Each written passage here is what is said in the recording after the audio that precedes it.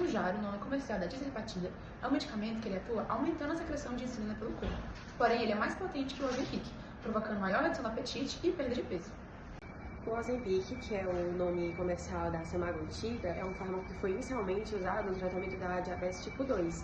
E ele atua como sendo um agonista do GLP-1 e dessa forma ele reduz os níveis glicêmicos por meio do aumento de secreção de insulina e também pela diminuição da produção hepática de glicose. Ele também atua retardando o esvaziamento gástrico, então ele aumenta o tempo de saciamento, sendo usado muito para perda de peso. O Ozempic é uma medicação no qual o princípio ativo é a semaglutida. Em cada ml nós temos 1,34 mg desse componente com alguns recipientes. Suas dosagens estão disponíveis em 0,25 mg, 0,5 mg e 1 mg. Já o Mounjaro tem como princípio ativo a tirzepatida, e diferentemente do Ozempic, que é análogo apenas do GLP-1, o Mounjaro é um análogo do GLP-1 e da GIP. Ele está disponível nas concentrações de 2,5 mg, 5 mg, 7,5 mg, 10 mg, 12,5 mg e 15 mg.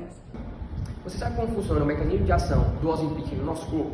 O Ozempic ele é um análogo do GLP-1. O GLP-1 natural do nosso corpo é um hormônio liberado pelo intestino depois que a gente se alimenta e ele vai agir em diversas áreas do nosso corpo.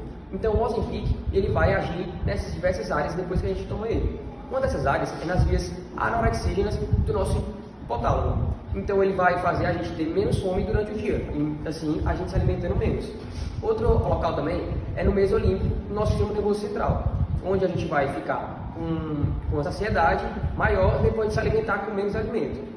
Outros locais também que o Ozempic vai agir vai ser no nosso pâncreas, liberando mais insulina, vai ser no nosso fígado, fazendo a gente produzir menos glicose durante o dia. Agora eu vou falar um pouco sobre o mecanismo de ação do Mounjaro. O Mounjaro, ou tirzepatida, ele é a primeira medicação da classe das incretinas com mecanismo de ação dual. É um peptídeo sintético que age como análogo duplo para os receptores tanto de GLP-1 como de GIP. Falando um pouco mais sobre o GIP, ou polipeptídeo insulinotrópico dependente de glicose. Ele é um peptídeo secretado pelas células K, presentes no duodeno no jejum, em resposta à ingestão de nutrientes. Vai atuar nas células alfa e beta pancreáticas, causando um estímulo para a liberação de insulina e uma inibição do glucagon após as refeições. Assim como o metabolismo de lipídios, onde ele também vai atuar, aumentando a queima de gordura. E aí, ao se ligar ao GIP, o Mounjaro ele vai potencializar essa resposta natural do corpo à glicose, atuando no controle glicêmico e também modulando o metabolismo de lipídios, contribuindo assim para a perda de peso. Agora, em relação à eficácia, você sabe qual é o mais eficaz? O Mounjaro e o Ozempic são utilizados no tratamento da diabetes e no controle de peso, mas existe uma diferença entre eles, apesar de ambos serem agonistas do GLP-1. Tem estudos que mostram que os pacientes que utilizam o Ozempic perdem de 5 a 10% do seu peso corporal. Já os que utilizam o Mounjaro perdem de 15 a 22%. Então, se o seu objetivo é perder peso, o Mounjaro pode ser mais eficaz, mas é claro que é melhor você primeiro falar com um médico especialista para decidir qual é o melhor tratamento.